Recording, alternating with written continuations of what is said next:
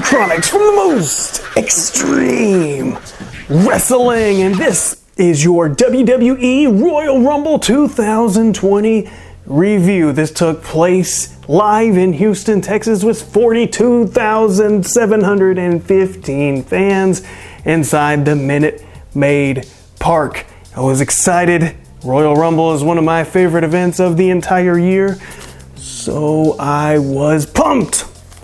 They kick off this pay-per-view with a video package for the Royal Rumble featuring Stone Cold Steve Austin. So, you know it's going to be an awesome night.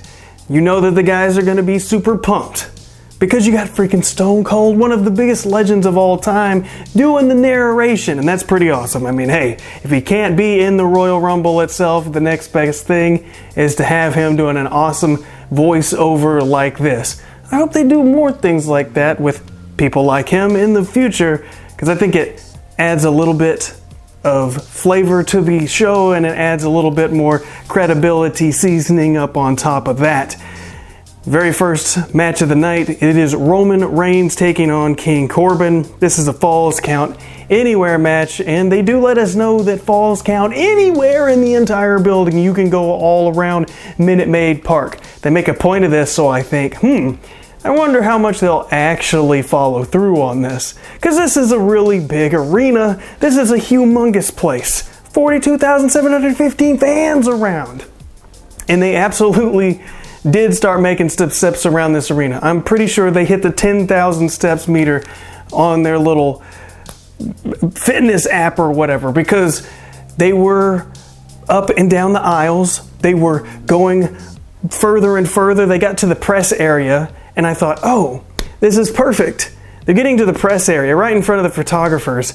They're giving them a lot to talk about and a lot to document. So when you see the Houston Chronicle or whatever come out in the near future, I promise you there will be these photos of them fighting in front of them and some of the crazy stuff that they did, some of the antics. It's going to be noteworthy news, at least for wrestling as it is.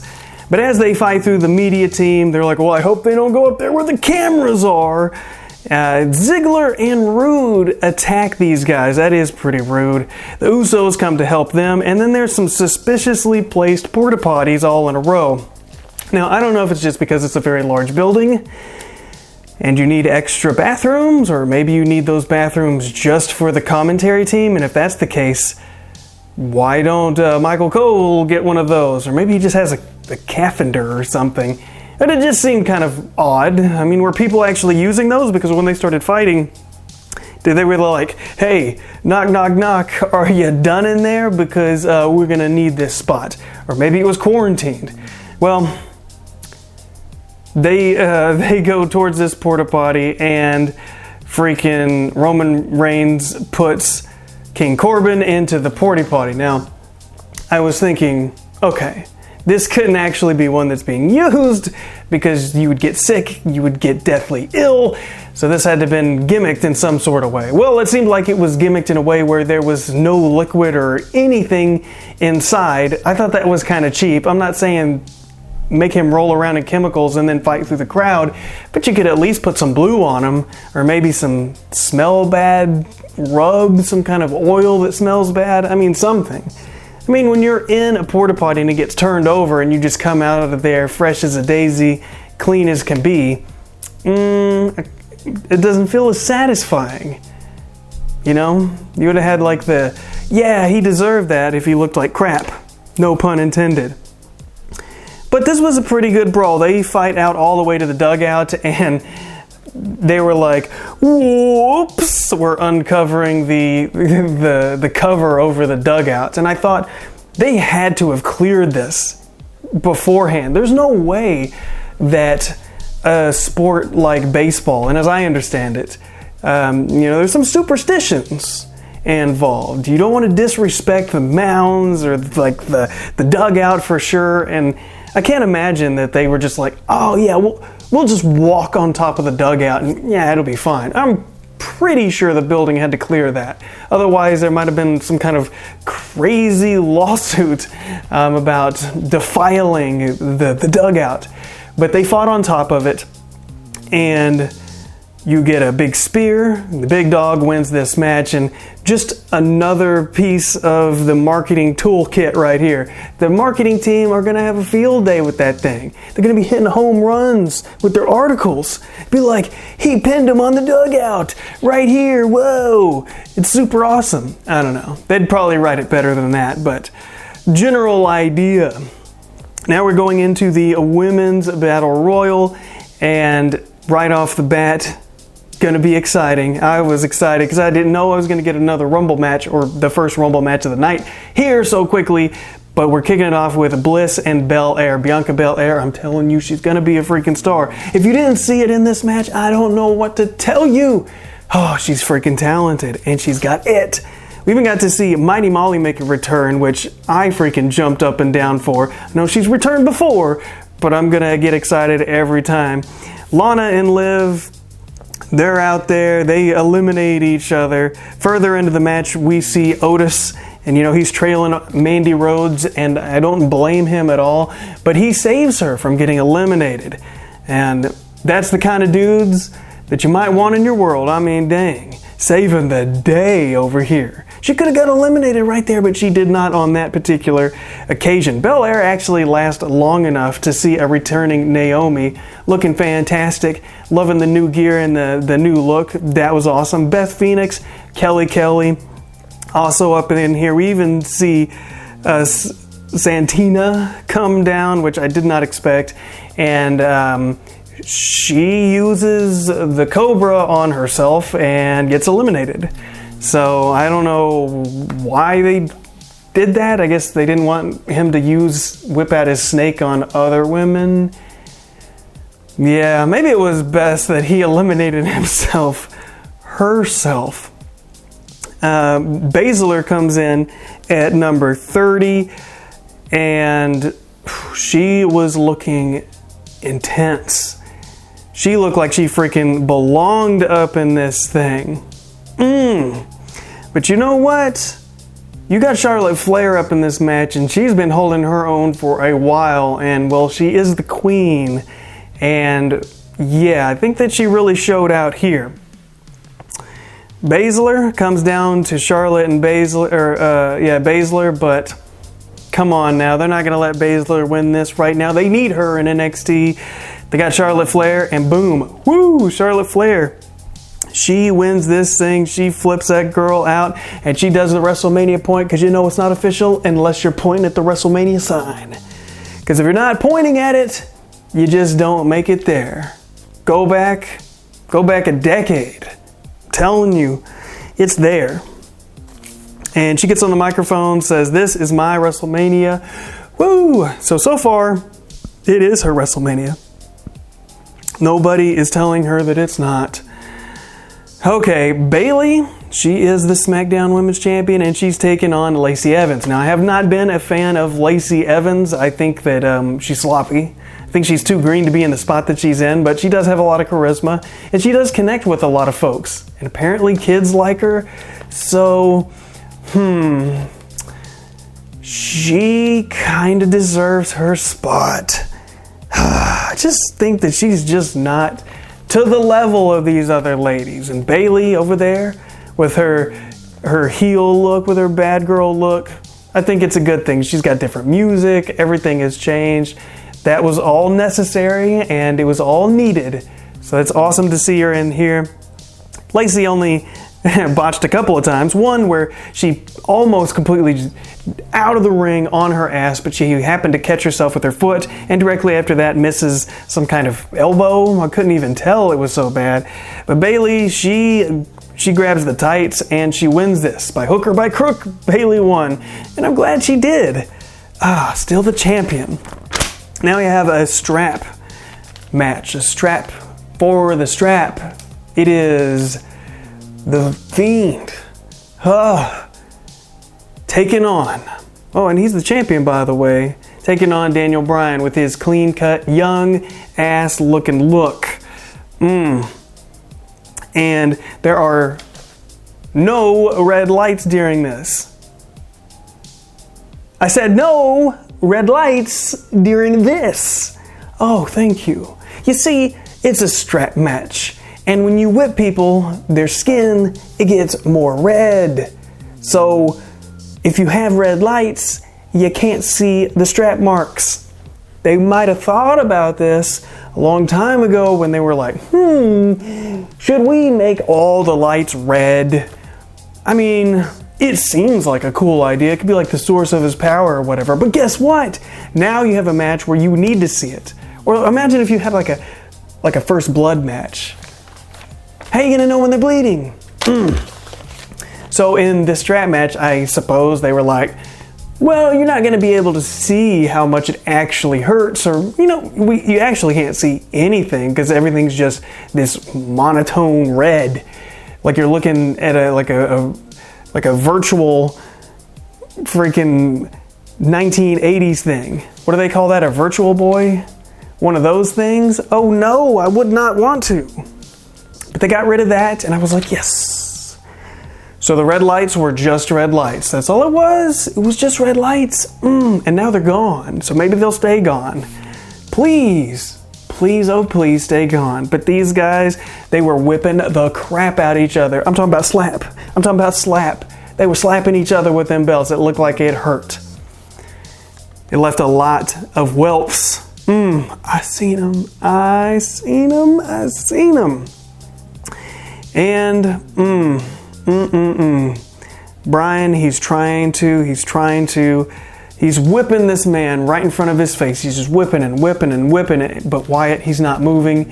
And Wyatt, he gets that mandible claw and he wins this match. He goes a little too far, still choking him after he's down, after he won the match. But the Fiend, Bray Wyatt, he continues on his spree. Next up, we have Asuka and Becky Lynch. I was looking forward to this because I already knew that this was going to be a good match. And the whole thing was about Becky. She got sprayed in the face with the deadly green mist. And yes, we know that it's deadly. We know that it's bad. It knocks you down. You're discombobulated. You just can't continue. We learned this from Tajiri. It's continuing here. But my goodness, did they go so far on that episode of Monday Night Raw where she's like, oh my God. Maybe it was worse because she's got red hair and the clashing with the green. I don't know. But she was in some kind of way. And she did not want to have that happen to her again. After a fantastic match with these guys, Asuka's getting ready. She's getting ready to spray that mist. We don't know where that mist come from, but she could tell she was about to do it. And Becky Lynch, boom, swift kicked her right in the face, and that mist went all over Asuka's face, so I'm just going to assume she had just as many complications as Becky Lynch did after the match, with her eyes burning and just screaming. Or maybe it's kind of like you inject poison into yourself so you build up a tolerance? I don't know, man. I've never done that. I don't think I want to do that. Not voluntarily putting poison in myself or green mist. I don't want to spray green mist in my face, and I don't want someone else to do it either. Especially not that dreaded red mist, because I've seen what it did to Becky Lynch. Green mist is bad enough.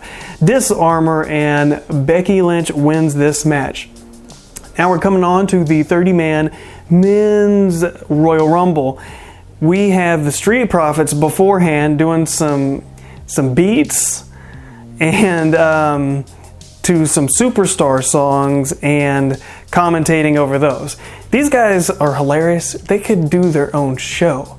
They are great, but I want to see them in the ring though. This stuff is cool, but I do miss seeing them in the ring. But I guess it's better to be on these shows than to not be on these shows. And that's what I tell myself, if it's Survivor Series, it's Royal Rumble, whatever, these are important pay-per-views.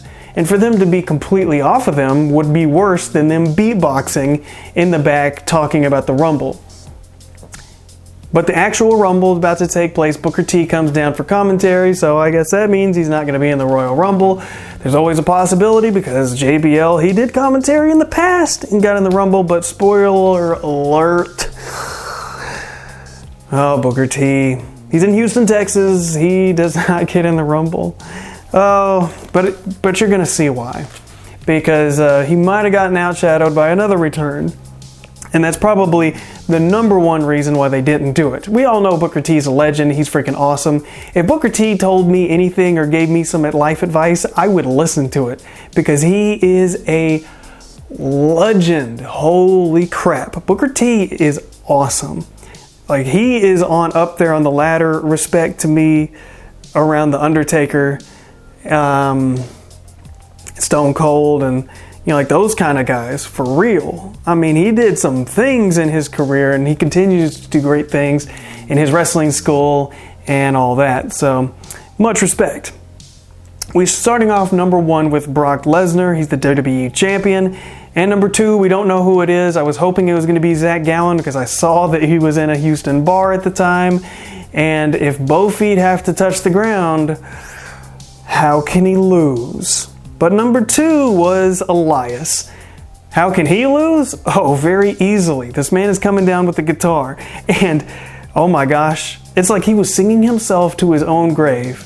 Brock Lesnar went after him, kicked the guitar out of his hand, got the guitar back, smashed it over Elias. Elias is gone. And then here comes Eric Rowan. He gets all of 8 seconds. Robert Roode comes in, F5, see you later. John Morrison comes out, gets overhead belly-to-belly suplexed to the outside. Kofi Kingston, he tries, but he gets suplex city'd. He's just getting killed. Rey Mysterio, Big E. Look, a lot of these guys are getting thrown out really quick. And I know that a lot of people are thinking, this is just screwed up. How can you just bring John Morrison back and all these video packages and all these interview segments and all these specials on the WWE network, and then you just beat the crap out of him and toss him out of the ring like he's garbage? I understand where you might be coming from. However, he did this to a lot of other people, including Kofi Kingston, who's WWE champion, all this kind of business, right? So yes, he did get beat up quickly, but so did other equally as good people, or even better people, and higher standard people. So this wasn't just oh, screw you, this happened to other people.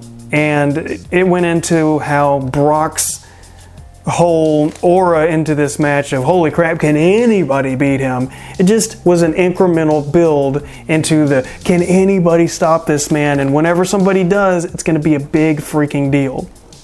So, as we have Big E and Rey Mysterio, Kofi, they all go in and start attacking Brock. Cesaro, he comes, he's gone. All these guys are just getting gone. Shelton Benjamin. It's just Shelton Benjamin coming out. Brock Lesnar's in there. Shelton Benjamin like, hey man, I've known you for a long time. Long time. They go way back before professional wrestling. So it's like, hey, we're going to be cool with each other. Hey, we're going to be cool. Brock's acting like he's going to be cool. They get ready to take on the next person to come out, and then Brock, he suplexes him, and oh my gosh, he is gone. Shinsuke Nakamura is coming down. You got MVP in his Wakanda gear, and Brock, he is even dancing to MVP's music. He was like, what was he? He was doing some of this, some of that. It was ridiculous, but hilarious at the same time. MVP, he's gone. Keith Lee comes out, and Braun Strowman then comes out. And it was surprising to see that they took Keith Lee so seriously, because he is an NXT guy. I would think that they wouldn't make him look too strong or look too big or too powerful, but they made him look all of those things. He was hitting people, he was knocking people down, he was looking strong, he was looking just very confident about himself and his place in the ring with people as big as Braun Strowman and as just popular as Brock Lesnar. So, great to see that. Ricochet comes down. Yeah, he's not going to last very long, is he? Drew McIntyre. Oh, Brock just tosses Ricochet out to the floor. It was just brutal. The Miz, he gets knocked out by McIntyre. Gonna move on until we get to 21. That's really one of the most important parts here of the Rumble. A return. Freaking Edge. I jumped up. I was standing right in front of my television. Not like wrestlers where you stand off to the side and look. I was right in front of it. I was staring. I was like, oh my gosh. You could see the emotion in Edge's face. He was just humbled and happy and just like, wow, I'm back and people love this, and I'm just glad. He was just so excited, and I really felt that. I remember that Raw where he said that he had to retire. I was doing Raw reviews at that time, and it sucked. I felt it. It hurt. Who it hurt inside back when he had to retire. I didn't think he was ever going to be back. Honestly. Ever do anything ever.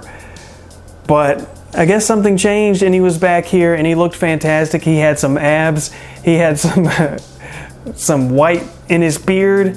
He's not young. He ain't young. But damn, he still looks good, and he was intense. I don't know what it was, but when he came out, when his presence in the ring, he was just commanding, and he just looked like a legit dude. Like he hadn't missed a beat. He was just ready to go. And that was the Edge that I missed. King Corbin came out, but forget him. Orton's out there. Roman Reigns.